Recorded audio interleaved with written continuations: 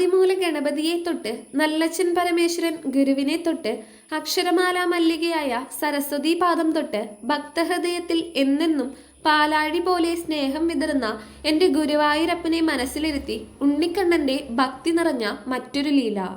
ഉണ്ണിയെ, നീ എവിടെ എൻ്റെ ബാലഗോപാല? കുറൂരമ്മേ, ഞാൻ എവിടെ ഉണ്ടല്ലോ. കുറൂരമ്മയ്ക്ക് കഞ്ഞിയും അമരയ്ക്ക മെഴുക്കുരട്ടിയും ചുട്ട പപ്പടം ഉണ്ടാക്കാൻ പോയതല്ലേ? കണ്ണൻ കുറൂരമ്മയുടെ അടുത്തേക്ക് ഓടിയെത്തി. അമ്മയുടെ കണ്ണുകൾ നിറഞ്ഞു. പണ്ടെല്ലാം ഈ കണ്ണന് എന്തൊരു വികൃതിയായിരുന്നു. എത്ര വിളിച്ചാലും കണ്ണനെ ഒന്ന് കാണാൻ കൂടി കിട്ടില്ല. ഈ ഇല്ലപ്പറമ്പിൽ എന്നെ എത്ര ഓടിച്ചിരിക്കുന്നു. കണ്ണൻ കാണിക്കുന്ന വികൃതികൾക്ക് കയ്യും കണക്കുമുണ്ടോ? ഇപ്പോൾ തന്നെ ഞാൻ എത്ര പതുക്കെ വിളിച്ചാലും കണ്ണൻ ഉടനെ ഓടിയെത്തും. വയ്യാതെ കിടപ്പിലായേ പിന്നെ അടുത്തുനിന്ന് മാറാതെ സദാ കൂടെ തന്നെ ഉണ്ടാകും. ഇത്രയും സ്നേഹം കണ്ണനല്ലാതെ മറ്റാർക്കുണ്ട്? പൈക്കിടാവിന്റെ പിന്നാലെ ഈ ഇല്ലപ്പറമ്പ് മുഴുവൻ ഓടി നടക്കും. കിടാവിനോടൊത്ത് പശുവിന്റെ അകിട്ടിൽ നിന്നും പാൽ കുടിക്കുന്നത് കാണാൻ എന്ത് കൗതുകാണ്. തേവാരത്തിനൊരുങ്ങുമ്പോൾ കണ്ണൻ മടി നിറയെ പൂക്കളുമായി ഓടിയെത്തും. പൂജാമുറി വൃത്തിയാക്കി വിളക്കിൽ എണ്ണയും തിരിയും ഇട്ട് എല്ലാം ഒരുക്കും. ഒരു ദിവസം തേവാരത്തിനൊരുക്കിയ വെണ്ണയും പാലും കട്ടെടുത്തതിന് കണ്ണനെ കലം കൊണ്ട് മൂടിയിട്ടതോർത്തപ്പോൾ കുറൂരമ്മയുടെ മുഖത്ത് ചെറു പുഞ്ചിരി വിടർന്നു. എന്താ കുറൂരമ്മ ആലോചിക്കണേ? ഇതാ കഞ്ഞി കുടിക്കൂ. ഓട്ടുകിണ്ണത്തിൽ പൊടിയരിക്കഞ്ഞിയും ഇലക്കീറിൽ അമരയ്ക്ക മെഴുക്ക് പുരട്ടിയും ചുട്ട പപ്പടവും വെച്ച് കണ്ണൻ പുഞ്ചിരിച്ചുകൊണ്ട് മുന്നിൽ കാത്തിരിക്കുന്നു. എൻ്റെ കൃഷ്ണ, ഉണ്ണിക്ക് ഇഷ്ടമുള്ളതെല്ലാം ഒരുക്കി ഈ അമ്മ ഉണ്ണിയേയും കാത്ത് എത്ര ഇരുന്നേക്കണു. ഇന്ന് അമ്മയ്ക്ക് തീരെ വയ്യാണ്ടായില്ലോ എൻ്റെ ഉണ്ണി. കുറൂരമ്മയുടെ കണ്ണുകൾ നിറഞ്ഞൊഴുകി. അയ്യേ, എന്താ കുറൂരമ്മ ഇത്? ഈയിടെയായി എപ്പോഴും കുറൂരമ്മയുടെ കണ്ണുകൾ നിറഞ്ഞു തന്നെയാണ് കാണുന്നത്.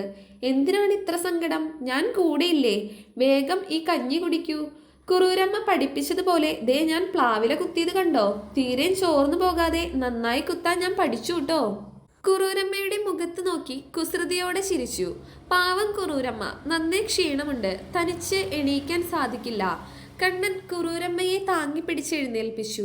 ആ കുഞ്ഞു കൈകൾ കൊണ്ട് കഞ്ഞി വായിൽ കൊടുത്തു. അമ്മയ്ക്ക് മതിയായി ഉണ്ണി. ഇത്ര കുറച്ചോ? പിന്നെ എങ്ങനെ വയ്യായി മാറണേ?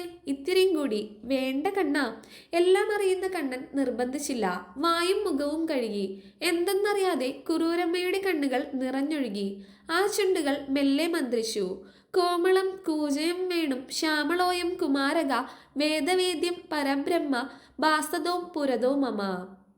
കുറൂരമ്മേ, ഞാനിപ്പോൾ സദാ കുറൂരമ്മയുടെ കൂടെ തന്നെ ഇല്ലേ? പിന്നെ എന്തിനാണ് ഇനിയും ഈ മന്ത്രം ചൊല്ലുന്നത്? എന്താണെന്നറിയില്ല കണ്ണ. ഇപ്പോൾ എൻ്റെ മനസ്സിൽ ഒരു ഭയം കടന്നു കൂടിയിരിക്കണു. അതെന്ത് ഭയമാണ് കുറൂരമ്മേ? ഉണ്ണി എന്നെ വിട്ടു പോകുന്നു. നല്ല കഥയായി. അമ്മയെ വിട്ട് ഈ ഉണ്ണി എങ്ങോട്ട് പോകാനാണ്? അമ്മയ്ക്ക് എന്നെ ഇത്ര വിശ്വാസമില്ലേ? എൻ്റെ ബാലഗോപാല, നിന്നെ എത്ര സ്നേഹിച്ചതാണ് ആ യശോദ. എന്നിട്ടും ആ അമ്മയെ വിട്ട് നീ പോയില്ലേ? അയ്യോ എൻ്റെ കുറൂരമ്മേ, അതുപോലെയാണോ ഇത്? ഇതെൻ്റെ പൊന്നു കുറൂരമ്മയല്ലേ? കണ്ണൻ കെട്ടിപ്പിടിച്ച് കുറൂരമ്മയുടെ കവിളിൽ ഉമ്മ വെച്ചു.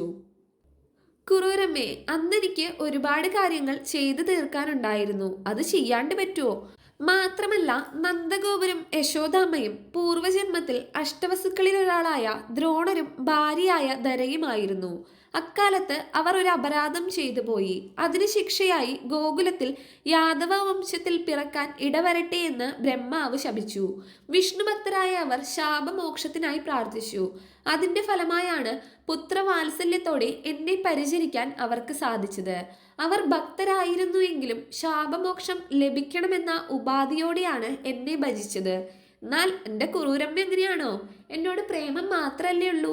ഈ സ്നേഹം വിട്ടുപോകാൻ എനിക്ക് എങ്ങനെ സാധിക്കും? കുറൂരമ്മ വിശ്വാസം വരാത്ത പോലെ കണ്ണനെ നോക്കി. ഇത് കണ്ട് കണ്ണൻ കള്ളച്ചിരിയോടെ കുറൂരമ്മയുടെ മാറോട് ചേർന്നിരുന്ന് ആ കൈകളിൽ പിടിച്ചുകൊണ്ട് പറഞ്ഞു.